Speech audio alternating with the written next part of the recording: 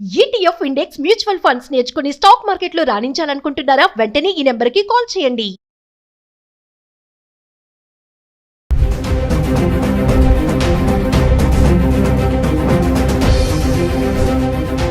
నమస్తే, welcome back to Suman TV. H1B visa ఈ fee విషయంలో అమెరికా అధ్యక్షుడు డొనాల్డ్ ట్రంప్ తీసుకున్నటువంటి నిర్ణయాలు మరి వలసదారులపైన ఎలాంటి ఇంపాక్ట్ పడుతుంది? మరి ఇప్పుడు మనం దృష్టి చేయాల్సిన విషయం ఏంటంటే H1B వీసాలే కానీ F1 వీసా కానీ వీటిపైన ఇంపాక్ట్ ఎలా ఉండబోతుంది, వాళ్ళు ఎలాంటి జాగ్రత్తలు తీసుకోవాలి అనే దానిపైన మరింత సమాచారం అందించడానికి అమెరికాలో 24 years నుంచి ఉంటున్నటువంటి MNC ఎగ్జిక్యూటివ్ వీరభద్ర గారు ఉన్నారు. Over to sir. నమస్కారం నవీన్ గారు, మీకు మీ ప్రేక్షకులకి నమస్కారం. అట్లనే రాబోయే విజయదశమి శుభాకాంక్షలు. సో ఈ రోజున మనము పోయినసారి మాట్లాడుకున్న టాపిక్కి కంటిన్యూషన్లో ఏంటంటే కొత్త లా వచ్చింది ఆల్రెడీ కాంగ్రెస్ హౌస్లో పాస్ అయిపోయింది. అది త్వరలో అది లాగా తయారవుతుంది. దానివల్ల వచ్చే కష్ట నష్టాలు ఏంటనేది మనం లాస్ట్ వీడియోలో మాట్లాడాము. కానీ దానికంటే కూడా మరింత కష్టతరమైన పనులు త్వరలో రాబోతున్నాయి. అవి కూడా మనం తెలుసుకున్నట్టయితే ఎవరెవరైతే సర్దుకోవాలో వాళ్ళు సర్దుకోవచ్చు. ఇప్పుడు ఏంటంటే పాలంటీర్ అనే ఒక కంపెనీ ఉంది. పాలంటీర్ వాళ్ళకి మల్టిపుల్ ప్రోడక్ట్స్ ఉన్నాయి. పర్టికులర్గా వాళ్ళు ఏంటంటే డేటా రిలేటెడ్ టెక్నాలజీస్లో వాళ్ళు చాలా హై ఎండ్లో వర్క్ చేస్తారు. ఇనిషియల్గా అనలిటిక్స్ ఉండేది, తర్వాత ఏఐఎంఎల్ యాడ్ చేశారు. అట్లనే ఒరిజినల్గా వాళ్ళు ఫామ్ చేసినప్పుడు ఇనిషియల్గా వాళ్ళు మెయిన్లీ డిపార్ట్మెంట్ ఆఫ్ డిఫెన్స్ తోటి వర్క్ చేసేవాళ్ళు. బికాజ్ ఇక్కడ డిఫెన్స్ కాంట్రాక్ట్స్ చాలా పెద్దగా ఉంటాయి. కొత్త కంపెనీకి ఒక కాంట్రాక్ట్ మంచి దొరికిందంటే చాలు, 10 మందితో చేయాల్సిన అవసరం లేదు వాళ్ళకి. సో అక్కడ వాళ్ళు మొదలుపెట్టారు.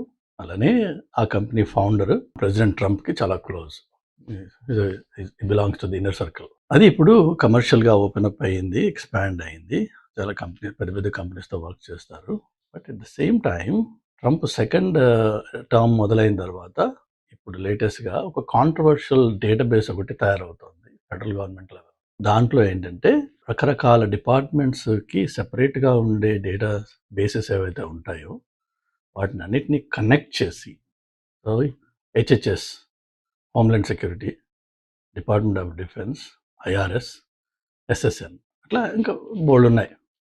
కానీ ఈ పెద్ద 4ని కలిపితే మీకు తెలిసేది ఏంటంటే వాళ్ళు ట్రాక్ చేయబోతున్నది ఏంటంటే, ఫర్ ఎగ్జాంపుల్ ఒక ప్లేస్మెంట్స్ కంపెనీ అమెరికాలో ఇండియన్స్ చాలామంది బాగా బాగుపడి బాగా సంపాదించుకున్న వ్యాపారం ఏంటి అంటే రిసోర్స్ ప్లేస్మెంట్.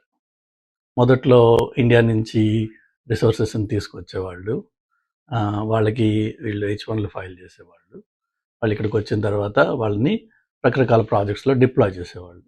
దాన్ని కొద్దిగా ప్రాసెస్ని టైట్ చేయడం కోసం ఏం చేశారంటే ఒక 8-10 ఏళ్ల క్రితం మీరు క్యాండిడేట్స్ని ఇండియా నుంచి వితౌట్ రిక్వైర్మెంట్ తీసుకురాకూడదు, మీకు ప్రయర్ రిక్వైర్మెంట్ ఒకటి ఎంప్లాయర్ పబ్లిష్ చేసిన ఒక రిక్వైర్మెంట్ ఉంటే ఆ రిక్వైర్మెంట్ని బట్టి నువ్వు వెళ్ళి జనాల్ని హైర్ చేయొచ్చు అని చెప్పి ఒకటి పెట్టారు. అలానే లొకేషన్ కన్స్ట్రెయింట్స్, నువ్వు ఆ లేబర్ క్లియరెన్స్ ఏ లొకేషన్కి తీసుకుంటావో అదే లొకేషన్లో ఈ మనిషి పనిచేయాలి, వేరే చోటుకి వెళ్తే మళ్ళీ separate labour, separate H1, separate అంతా అవన్నీ రకరకాల రెస్ట్రిక్షన్స్ పెట్టుకుంటూ టైటన్ చేస్తూ వచ్చారు. ఎన్ని చేసినా మన వాళ్ళు మనం ఎక్స్పర్ట్స్ అందులో ఎప్పటికప్పుడు లా వచ్చే ముందు దాన్ని ఎలా బ్రేక్ చేయాలో మనం ఆల్రెడీ ఫిగర్ చేస్తాం. అలా చేసుకుంటూ వచ్చాం మనం. కానీ ఈ ఐఆర్ఎస్ ఏదైతే మాకు ఇంటర్నల్ రెవెన్యూ సర్వీస్ అని ఉందో, ఎక్కడి నుంచి అయితే ట్యాక్సెస్ అన్ని కలెక్ట్ అవుతాయో, ఎవరికైతే ట్యాక్సెస్ మేము ఫైల్ చేస్తామో అది సెపరేట్గా ఒక ఎంటిటీ. ఇటు ఇమిగ్రేషను, హోమ్లాండ్ సెక్యూరిటీ సెపరేట్గా ఒక ఎంటిటీ. అట్లా దానికి సెపరేట్ ఎంటిటీస్, సెపరేట్ డేటాబేసెస్ ఉండడంతో వీటిని కనెక్టెడ్గా ఇన్వెస్టిగేట్ చేయడం, కనెక్టెడ్గా చూడడానికి కొన్ని పెద్ద కేసెస్లో వాళ్ళు చేశారు. ఆ మధ్యన వెస్ట్ కోస్ట్లో ఒక చాలా పెద్ద body shopping resource supplying company ఎవరైతే ఈ పెద్ద పెద్ద టెక్ కంపెనీస్కి రిసోర్సెస్ని ఇచ్చేవాడో అతన్ని అరెస్ట్ చేశారు. Because he had several misrepresentations in the H1 or labour clearance అప్లికేషన్స్లో. దాంతో అతన్ని ఈవెన్చువల్గా ఈ ఫ్రాడ్ కింద అరెస్ట్ చేశారు. So his business has gone. కానీ అదే వ్యాపారాలు, అదే పనులు మన వాళ్ళు గత 25 ఏళ్ళుగా బాగా చేశారు ఇక్కడ. అందులో కొంతమంది బాగా సంపాదించారు. అంటే ఏంటంటే లేబర్ క్లియరెన్స్ అప్లికేషన్‌లో ఫైల్ చేసేటప్పుడు ఏదైతే మనం సాలరీ ఇస్తాను పలానా ఈ రిసోర్స్, ఈ క్వాలిఫికేషన్స్ ఇతన్ని నేను తీసుకురాబోతున్నా. ఇతనికి ఫర్ ఎగ్జాంపుల్ $1,00,000 జీతం ఇస్తాను నేను అని లేబర్ క్లియరెన్స్ అప్లై చేసి తీసుకొస్తారు. ఈ $1,00,000 ఉండాలంటే ఈ స్థాయిలో చదువుకున్నవాడు, ఈ స్థాయిలో ఎక్స్పీరియన్స్ ఉన్నవాడు, ఈ స్కిల్స్ ఉన్నవాడు నాకు కావాలి. అలాంటి వాడు అమెరికాలో దొరకడు. కాబట్టి నేను వాడిని బయట నుంచి తీసుకొస్తున్నా అని వీళ్ళు డిక్లరేషన్ ఇచ్చి ప్రాసెస్లోకి వెళ్ళి మొత్తానికి ఆ పర్సన్ని తీసుకొస్తారు. ఇక్కడ ఒక కథ ఎండ్ అయిపోయింది. అదే ఆ డిపార్ట్మెంట్ వేరే. దాని తర్వాత డిపార్ట్మెంట్ ఏంటి? ఐఆర్ఎస్. అదెందుకు ఇక్కడ ఇప్పుడు ఇంపార్టెంట్ అంటే నువ్వు ఇస్తానన్నది ఎంత, ఇచ్చింది ఎంత, ఈ రెండింటి మధ్యలో ఇన్నాళ్ళు కనెక్షన్ లేదు. అంటే $1,00,000 జీతం ఇస్తానని చెప్పి ఒక మనిషిని తీసుకొస్తే వాడికి నువ్వు $1,00,000 పేరోల్లో నడిపావా లేదా? లేక వాడిని తీసుకొచ్చిన తర్వాత ఆబ్వియస్లీ ఆ వచ్చిన ఇమ్మిగ్రెంట్ ఎవరైతే ఉంటాడో is completely totally dependent on this guy who is bringing them. So వాడిని తీసుకొచ్చిన తర్వాత ఆ కాగితం మీద ఏముందో మర్చిపో, ఇదిగో నీకు 60,000 ఇస్తాను, నేను 65,000 ఇస్తాను, ఎక్కువ మాట్లాడామంటే ఇండియా పంపించేస్తాను, అక్కర్లేదు నువ్వు అని అంటే వాడు చేయగలిగిన దిక్కు దివాణం లేదు వాళ్ళకి. అలా చాలామంది చేశారు, అలా నడిచినాయి వ్యాపారాలు. కానీ ఈ రెండు డేటాబేసెస్లో కనెక్షన్ లేకపోయేటప్పటికి ఈ దందా బయట రాలేదు నాడు. ఇప్పుడు లేటెస్ట్గా తయారు చేస్తున్న డేటాబేస్లో ఫోకస్ ఏంటంటే ఈ దందాని ఎక్స్పోజ్ చేయాలి. చేసి దీన్ని ఆబ్వియస్లీ ఫ్రాడ్ అది. ఎందుకంటే నువ్వు గవర్నమెంట్కి ఏం ఫైల్ చేసావు, 1,00,000 ఇస్తానని యాక్చువల్గా మనిషికి 60,000 ఇస్తున్నావు, 65 ఇస్తున్నావు, 70 ఇస్తున్నావు, whatever it is. If it is not 100K, then you have fraudulently applied for and gotten the visa approval. That counts as a fraud. Fraud means automatically jail time, automatically penalties, and automatically seizing the business. అలా రాబోతోంది. ఒకటి అదెత్తు. ఈ connected databases వల్ల జరిగే ఇంకొకటి ఏంటంటే immigration సర్వీసెస్కి చాలాసార్లు because they are disconnected, వాళ్ళకి తెలియదు ఈ క్రిమినల్ డేటాబేసెస్లో, ఫెడరల్ డేటాబేస్లో, స్టేట్ డేటాబేసెస్లో జరిగే రకరకాల it need not be a major crimes ఆటోమేటిక్గా ఎక్స్పోజ్ అయిపోతాయి. కానీ మైనర్ ఇన్సిడెంట్స్ ఏవైతే ఉంటాయో అవి ఇన్నాళ్ళు బబులప్ కాల, ఎందుకంటే ఇవన్నీ డిస్కనెక్టెడ్ డేటాబేసెస్. ఇన్ఫ్యాక్ట్ నేను ఇక్కడ కొత్తలో వచ్చినప్పుడు చాలామందికి రెండు సోషల్ సెక్యూరిటీ నెంబర్స్ ఉండగా చూశాను. ఎందుకంటే వాడు ఒక స్టేట్లో స్టార్ట్ చేసి, ఇప్పుడు నేను ఫస్ట్ అమెరికాకు వచ్చినప్పుడు 2000లో నా సోషల్ సెక్యూరిటీ నెంబర్ అప్లై చేసింది పిట్స్బర్గ్లో, పెన్సిల్వేనియా. బట్ అక్కడ నేను 6 నెలలో 8 నెలలో ఉన్నాను. దాని తర్వాత న్యూజెర్సీకి షిఫ్ట్ అయిపోయాను. లాస్ట్ 25 years నేను న్యూజెర్సీలో ఉంటున్నాను. కొంతమంది అలా ఆ రోజుల్లో ఏం చేసేవాళ్ళు అంటే ఇలా స్టేట్ టు స్టేట్ మారినప్పుడు వాళ్ళు ఇంకొక సోషల్ సెక్యూరిటీ నెంబర్ అప్లై చేయడం, లేక ఎంప్లాయర్ నుంచి ఎంప్లాయర్ మారి ఆ ఎంప్లాయర్ వేరే స్టేట్ వాడైతే ఆ స్టేట్లో మళ్ళీ ఇంకో సోషల్ సెక్యూరిటీ అలా అప్లై చేసిన వాళ్ళు ఉన్నారు కొంతమంది. అప్పుడు వాళ్ళ దగ్గర 2 సోషల్ సెక్యూరిటీ నెంబర్స్ ఉన్నాయి. అది ఎందుకు పాసిబుల్ అయిందంటే ఒక సెంట్రల్ ఫెడరల్ లెవెల్లో ఈ కనెక్టెడ్ డేటాబేస్ లేకపోవడంతో ఇలా డిస్కనెక్టెడ్ దీంట్లో ఉండినాయి కొన్ని. అది ఇప్పుడు ఈ కనెక్ట్ చేయడం వల్ల చాలా విషయాలు ఏవైతే స్టేట్ లెవెల్లో బరీ అయిపోయి ఉన్నాయో అవన్నీ they become accessible at the federal level. And లక్కీగా ఇప్పుడు ఏఐ ఏదైతే ఇన్నోవేషన్ ట్రాన్స్ఫర్మేషన్ మొత్తం ప్రపంచాన్ని ఊగిస్తుందో ఆ ఏఐతో ఈ పాలంటీర్ డేటాబేసెస్, పాలంటీర్ వాళ్ళ కేపబిలిటీస్ వాళ్ళ ప్లాట్ఫామ్లో వాడి ఈజీగా ఇలాంటి కేసెస్ని వాళ్ళు బయటికి తీస్తున్నారు. సో దానివల్ల జరిగేది ఏంటి?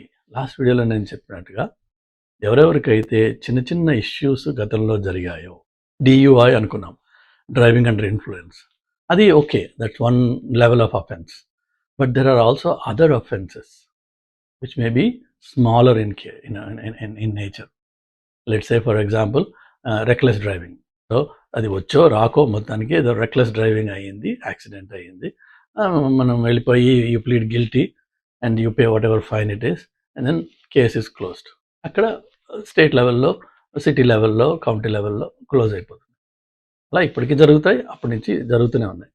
కానీ ఇప్పుడు ఈ ఫెడరల్ లెవెల్లో ఒక కనెక్టెడ్ ఈకో సిస్టమ్ వచ్చేటప్పటికి ఏమవుతుంది అంటే ప్రతి మనిషికి, పర్టికులర్లీ నాన్ సిటిజన్స్ అంటే పర్మనెంట్ రెసిడెన్స్ మీద ఉన్నవాళ్ళు, గ్రీన్ కార్డ్ మీద ఉన్నవాళ్ళు, అలానే మిగిలిన అన్ని రకాల వీసాలు ఏదైనా సరే, it doesn't matter what visa, అన్ని రకాల వీసాల వాళ్ళు, వీళ్ళందరినీ they are called non citizens. వీళ్ళకి స్టేట్ లెవెల్లో కానీ ఫెడరల్ లెవెల్లో కానీ ఏ మాత్రం ఇలాంటి విషయాలు ఉన్నా అది చిన్న మైనర్ ఇన్ఫ్రాక్షన్ అయి ఉండొచ్చు, కానీ they going to take that up and make the person ineligible for any extension or renewal of that status.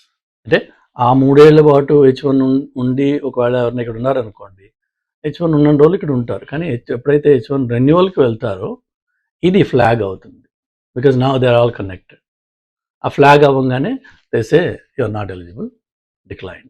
If you're already in the US you have to leave. అలానే ఇలాంటి చిన్న చిన్న ఇన్ఫ్రాక్షన్స్ ఉన్నా కూడా వాళ్ళు గ్రీన్ కార్డ్ నుంచి సిటిజన్షిప్కి apply చేయడానికి they are not eligible. వాళ్ళు ఉండొచ్చేమో ఇక్కడ, ఎందుకంటే వాళ్ళకి రెన్యువల్స్ అనేది లేదు. గ్రీన్ కార్డ్ కూడా రెన్యువల్ ఉంది, మళ్ళీ రెన్యూ చేసుకోవాలి, కానీ దానికి డ్యూరేషన్ కొంచెం ఎక్స్ట్రా లెంగ్త్ ఉంటుంది. బట్ వాళ్ళకి సిటిజన్షిప్ అప్లై చేసే ఎలిజిబిలిటీ తీసేస్తున్నారు.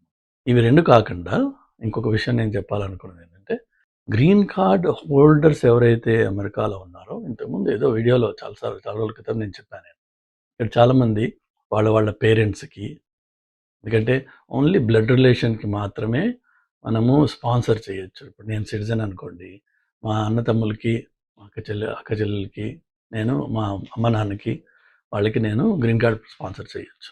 అది ఒకప్పుడు 10 ఏళ్ళు, 12 ఏళ్ళు, 13 ఏళ్ళు అలా వెయిట్ పీరియడ్ ఉంటుంది, కానీ దానివల్ల బాగుపడ్డ ఫ్యామిలీస్ చాలా ఉన్నాయి. కానీ అలా కాకుండా ఉత్తనే గ్రీన్ కార్డ్ చేయొచ్చు కదా, చేసి పారేద్దాం, ఒక అప్లికేషన్ వేద్దాం, ఇప్పుడు అదే 10 ఏళ్ళకి వస్తుంది. వచ్చిన తర్వాత ఏమవుతుంది, ఆ గ్రీన్ కార్డ్ తోటి సరదాగా ట్రావెల్ చేస్తుంటారు బ్యాక్ అండ్ ఫోర్త్. వాళ్ళకి మళ్ళీ ఈ B1, B2లు ఇన్విటేషన్లు అవి అక్కర్లేదు అనమాట. Come here like permanent resident. 6 months 1 year ఉంటారు, మళ్ళీ వెళ్ళిపోతారు, మళ్ళీ 6 months 1 year తర్వాత మళ్ళీ వస్తారు వెనక్కి. అట్లా కొంతమంది పర్టికులర్లీ నార్త్ ఇండియాలో ఉన్న కొన్ని కమ్యూనిటీస్ దాన్ని బాగా వాడుకున్నారు. సో ఇప్పుడు కొత్తగా మానిటరింగ్ చేసేది ఏంటంటే, ఈ విధంగా గ్రీన్ కార్డ్ సంపాదించి అమెరికాలో తక్కువ టైం ఉంటూ అవుట్ సైడ్ ద యూఎస్ ఎక్కువ టైం ఉండే వాళ్ళకి they going to pull them up and cancel their green card. ఎందుకంటే నీ ప్రైమరీ రెసిడెన్స్ యూఎస్ కాదు, నీకు దగ్గర గ్రీన్ కార్డ్ ఉండొచ్చు, కానీ నీ ప్రైమరీ రెసిడెన్స్ యూఎస్ కాదు. నువ్వు సరదాగా ఏదో 6 నెలలు ఇక్కడ ఉంటున్నావు, మళ్ళీ పోయి 1 సంవత్సరం 2 సంవత్సరాలు ఇండియాలో ఉంటున్నావు, మళ్ళీ ఏదో వచ్చి 6 నెలలు ఉంటున్నావు ఇక్కడ. But you're basically an Indian resident that is carrying a green card from the US. That's not the way the purpose of or the way a green card is supposed to work. You're supposed to be a permanent resident of the US and visit other countries and come back. ఆ equation ఎప్పుడైతే ఉల్టా అవుతుందో వాళ్ళు scrutiny చేసి ఆ green cards వాటిని cancel చేయబోతున్నారు అన్నమాట. సో ఇట్లా రకరకాలుగా ఎన్ని పద్ధతుల్లో ఈ ఇమిగ్రేషన్ని టైటన్ చేయాలో అన్నీ చేస్తున్నారు. ఇమిగ్రేషన్లో మంచి వార్త వచ్చింది, ఇండియన్స్కి పండగ, 2,500 కడితే గ్రీన్ కార్డ్ వచ్చేస్తుంది, 7 ఏళ్ళు ఉంటే గ్రీన్ కార్డ్ వచ్చేస్తుంది, 5 million కడితే గోల్డ్ కార్డ్ వస్తుంది. ఇవన్నీ హంబగ్. ఈ ఆన్లైన్లో, ఈ యూట్యూబ్లో జనాల్ని పిచ్చివాళ్ళు చేయడానికి తప్ప వచ్చే 4 ఏళ్ళ వరకు ఇమిగ్రేషన్లో ఎలాంటి శుభవార్తలు రావు. Things are only going to get tough. అన్నీ టఫ్ అవుతాయి తప్ప, అన్నీ క్లిష్టం అవుతాయి తప్ప ఈజీ అయిపోయి రెండు అని పిలిచే రోజులు పోయినాయి. ఒకవేళ ఈయన వెళ్ళిపోయిన తర్వాత కూడా 4 ఏళ్ల తర్వాత కొత్తగా వచ్చేవాడు ఎవడైతే ఉంటాడో వాడు ఓవర్ నైట్, రాత్రికి రాత్రి ఇదిగో నేను మార్చేస్తున్నాను మార్చలేడు. అంటే వచ్చే 10 ఏళ్ల వరకు దాదాపు ఇదే సిచ్యువేషన్ కంటిన్యూ అవుతూ ఉంటుంది. కాబట్టి ఎవరెవరైతే అమెరికా ప్లాన్స్, అమెరికాలో హైయర్ ఎడ్యుకేషన్, ఇక్కడ వచ్చి జాబ్, ఇక్కడ H1B ఇలా అనుకుంటారో, నా సలహా ఏంటంటే దయచేసి ఆల్టర్నేట్ లొకేషన్స్ చూడండి. జర్మనీ ఇన్వైట్ చేస్తుంది క్వాలిఫికేషన్స్, వెల్ క్వాలిఫైడ్ పీపుల్ని. చైనా రమ్మంటోంది, అట్లనే కెనడా కూడా అనౌన్స్ చేసింది ఇవాళ, provided your qualified hi-tech qualifications అంటే. సో అటు వెళ్ళండి. But American dream for immigrants has come to an end and is going to come to an end. This is the end of it. ఈ phase ఏదైతే గత 25 ఏళ్ళుగా Y2K నుంచి మొదలయ్యి 2024 వరకు నడిచిందో that's the end of it. మళ్ళీ 24 తర్వాత నుంచి another 10 years, at least 10 years, maybe even more. It's going to be a different phase in the chapter of immigration. Okay, God bless you, good luck to all of you.